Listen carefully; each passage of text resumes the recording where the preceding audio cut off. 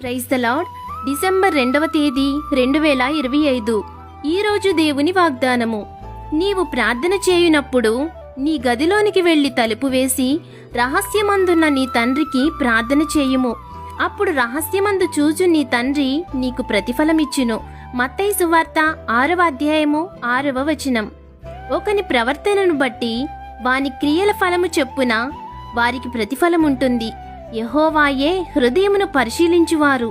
కనుక మీరు ప్రార్థన చేయునప్పుడు మనుషుల మెప్పు పొందుటకు కాదుగాని రహస్యమందు చూచు మీ తండ్రికి మొరపెట్టువారిగా ఉండాలి.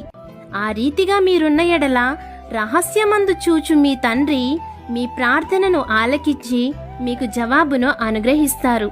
కాబట్టి ఈ దిన వాగ్దానం మీ జీవితంలో నెరవేరాలని కోరుకుంటూ దేవుని సువార్త పరిచర్యలో మీ సహోదరి. ఆమేన్. God bless you.